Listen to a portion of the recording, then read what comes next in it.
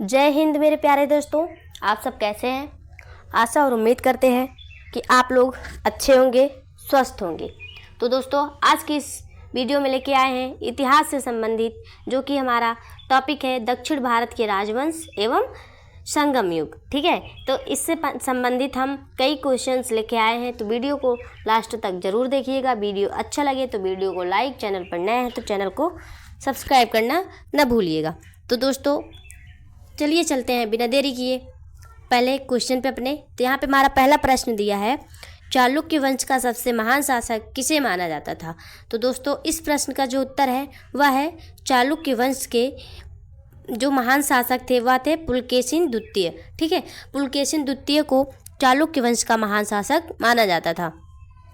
अगला प्रश्न हमारा है, दक्षिण भारत का कौन सा राजवंश अपनी नौसैनिक शक्ति के लिए प्रसिद्ध था? तो कहेंगे वह चोल वंश था। कौन सा? चोल वंश था, जो कि दक्षिण भारत में अपने नौसैनिक शक्ति के लिए प्रसिद्ध था। मामल्लपुरम के रथ स्मारकों का निर्माण किस वंश के शासक ने करवाया था? तो कहेंगे पल्लव वंश के। पल्लव वंश के शासकों ने मामल्लपुरम में रथ स्मारकों का निर्माण करवाया था। अगला प्रश्न है हमारा दोस्तों, महाबलीपुरम के रथ मंदिरों का निर्माण किसने करवाया था? तो यहाँ पे किसका दिया है? महाबलीपुरम के रथ मंदिरों का। तो इसका निर्माण नरसिंह वर्मन ने करवाया था। ठीक है, अगला प्रश्न हमारा है, पांड्य राज्य किस धातु के उत्पादन के लिए प्रसिद्ध है? तो कहेंगे जो पांड्य राज्य था वह मोतियों के लिए या मोतियों के उत्पादन के लिए प्रसिद्ध था। चोल काल में निर्मित नटराज की कांस्य प्रतिमा की देवाकृति किस आकार की है? तो कहेंगे वह चतुर्भुजाकार की है। जो नटराज की कांस्य प्रतिमा थी उसका जो देवाकृति था उसका आकार चतुर्भुज में था। यहाँ पे हमारा पॉइंट है, दक्षिण भारत में चोल काल के स्थापत्य में विश्व की श्रेष्ठतम प्रतिमा नटराज की प्रसिद्ध कांस्य मूर्ति को माना जाता है। जो दक्षिण भारत में चोल काल था उसमें जो स्थापत्य विश्व की सबसे श्रेष्ठ प्रतिमा थी वह नटराज की सबसे प्रसिद्ध प्रतिमा को माना जाता था। ठीक है, अगला प्रश्न है, कवि कालिदास के नाम का उल्लेख किस लेखक में हुआ है? तो कहेंगे ऐहोल के उत्क्रीड़ लेख में। किसमें? ऐहोल के उत्क्रीड़ लेख में कवि कालिदास के नाम का उल्लेख हुआ है। ठीक है, अगला प्रश्न हमारा है, चोलों का राज्य किन क्षेत्रों में विस्तृत था? तो कहेंगे कोरोमंडल तट एवं दक्कन के कुछ भाग में। कोरोमंडल तट एवं दक्कन के कुछ भाग में चोलों का राज्य स्थित या विस्तृत था। ठीक है, किस राजवंश के शासक अपने शासनकाल में ही अपना उत्तराधिकारी घोषित कर देते थे? तो वह थे चोल वंश के लोग।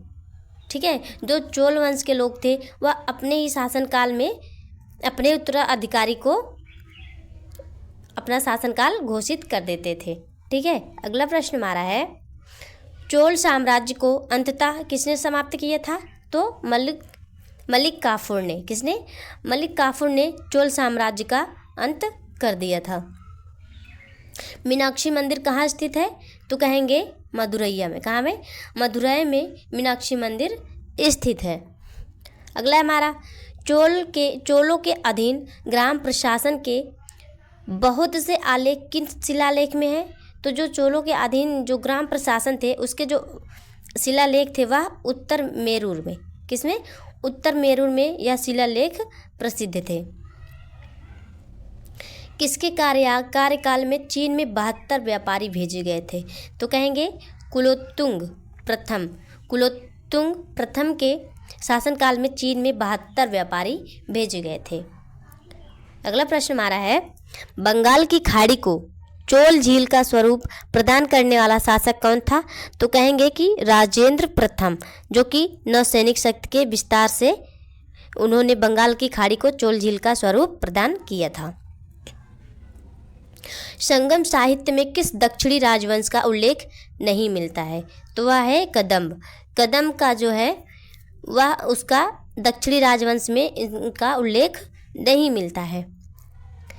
धार्मिक कविताओं का संकलन कुलर किस भाषा में रचित है? तो कहेंगे तमिल भाषा में। किसमें? तमिल भाषा में धार्मिक कविताओं का संकलन रचित है।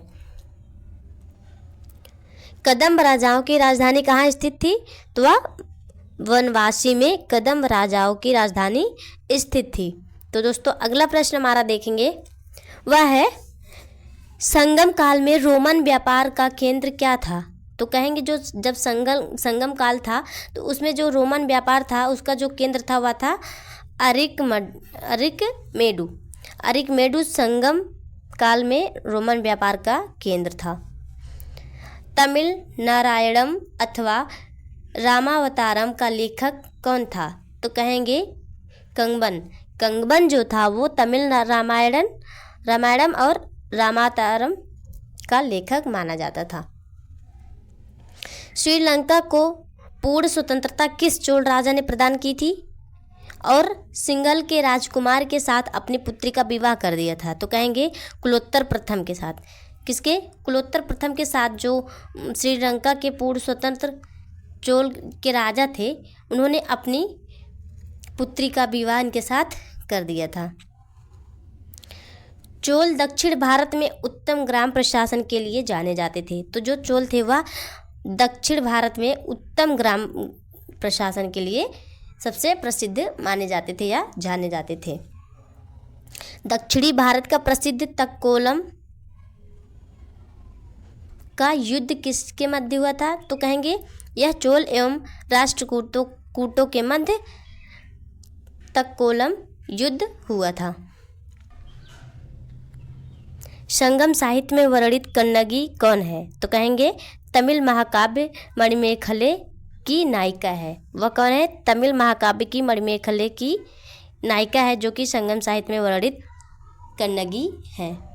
अगला प्रश्न हमारा है, चेर राजाओं में सबसे प्रसिद्ध सेनगुट्टवन था। ठीक है, जो चोल राजा में सबसे प्रसिद्ध था वो सेनगुट्टवन था, जो नेदुन जेरल का पुत्र था। किसका?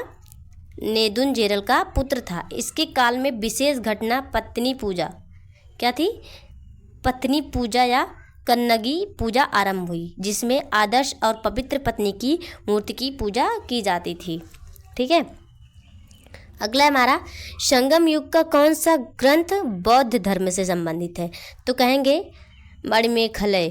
क्या है?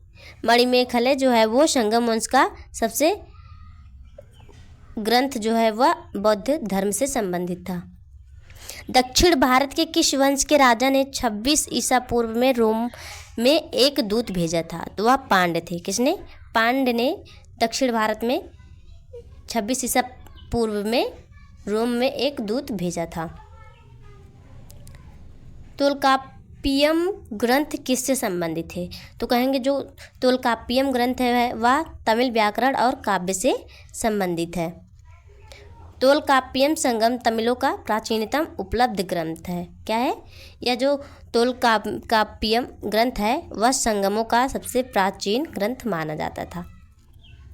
किस नदी को पांड्य राज्य की जीवन रेखा कहा जाता है? तो वेंगी नदी। किसको? वेंगी नदी को पांड्य राज्य की जीवन रेखा कहा जाता है। यहाँ पे देखेंगे दोस्तों थोड़ा सा मिस्टेक हो गया है। क्वेश्चन है हमारा, कन्नड़ साहित्य के त्रिरत्न कौन है? तो कहेंगे वह है पंपा, पोन्ना एवं रन्ना। ठीक है, यह इस क्वेश्चन का आंसर है। ठीक है, तो अगला क्वेश्चन हमारा है, संगम काल के चोल शासकों में सबसे प्रतापी शासक कौन था? तो वह थे करिकल जो थे वो संगम काल के जो चोल शासक थे उसमें सबसे प्रतापी शासक माने जाते थे। ठीक है, महाभारत के सर्वप्रथम तमिल अनुवादक कौन थे? तो पेरुंदेवनार। कौन थे? पेरुंदेवनार जो थे वह महाभारत के सर्वप्रथम तमिल अनुवादक थे। दक्षिण भारतीय प्रसिद्ध महाकाव्य कुरल के लेखक कौन है? तो वह कहेंगे तिरुवल्लुवर जो थे वह प्रसिद्ध महाकाव्य दक्षिण भारतीय प्रसिद्ध महाकाव्य के कुरल लेखक माने जाते थे। संगम युगीन चोल शासकों का धर्म क्या था? तो वह शैव धर्म के थे। ठीक है, संगम युग के शास्त्रीय ग्रंथों का रचना काल क्या है? तो कहेंगे 100 ईसा पूर्व से 100 ईस्वी तक। ठीक है, इनका रचना काल 100 ईसा पूर्व से 100 ईस्वी तक मानी जाती थी। संगम ग्रंथों में उल्लिखित मुरुगन किस देवता से साम्य रखते थे? तो कहेंगे स्कंद, जो कि अन्य नाम इनका है कार्तिकेय कुमार या सुब्रमण्यम। ठीक है, अगला है हमारा प्रश्न, प्राचीन तमिल देश में उपजाऊ कृषि भूभाग को क्या कहा जाता था? तो उसे मरुदम कहा जाता था। क्या कहा जाता था? मरुदम कहा जाता था। तो दोस्तों अगला प्रश्न हमारा है, संगम युग में चोल राज्य की राजधानी उरैयूर से पुहार स्थानांतरित करने का श्रेय किसे जाता है? तो करिकाल को जाता है। ठीक है, पहले उनकी राजधानी क्या थी? उरैयूर, उसके बाद पुहार स्थानांतरित करने का श्रेय उसके बाद पुहार किया गया। ठीक है, तो इसका जो श्रेय है वह किसको जाता है? करिकाल को जाता है। संगम काल में सर्वाधिक प्रचलित व्यवस्था क्या था? तो वस्त्र उद्योग था। सॉरी, यहाँ पे व्यवसाय है। संगम काल में सर्वाधिक प्रचलित व्यवसाय क्या था? तो वह वस्त्र उद्योग था। तमिल साहित्य में यूनानी रोमन व्यापारियों को क्या कहा जाता था? तो यवन कहा जाता था। संगम युग में उरैयूर कपास या सूत वस्त्र के व्यापार के लिए सबसे विख्यात माना जाता था। किस संगम युगीन शासक द्वारा पत्नीपालय के रचयिता रुद्र कन्नार को 16 लाख स्वर्ण मुद्राएं प्रदान की गई थी? तो वह करिकाल थे। ठीक है, अगला है हमारा, वह संगमकालीन तमिल साहित्य जिसमें भक्त प्रहलाद का वर्णन प्राप्त होता है? तो वह है परिपाद। ठीक है, तो लास्ट क्वेश्चन हमारा है, किस पांड्य शासक ने समुद्र पूजा आरंभ करवाई थी? तो वह नेडियोन थे। नेडियोन जो थे वो पांड्य शासक थे जिसने समुद्र पूजा आरंभ करवाई थी। तो दोस्तों आज के लिए इतना ही, मिलते हैं नेक्स्ट वीडियो में।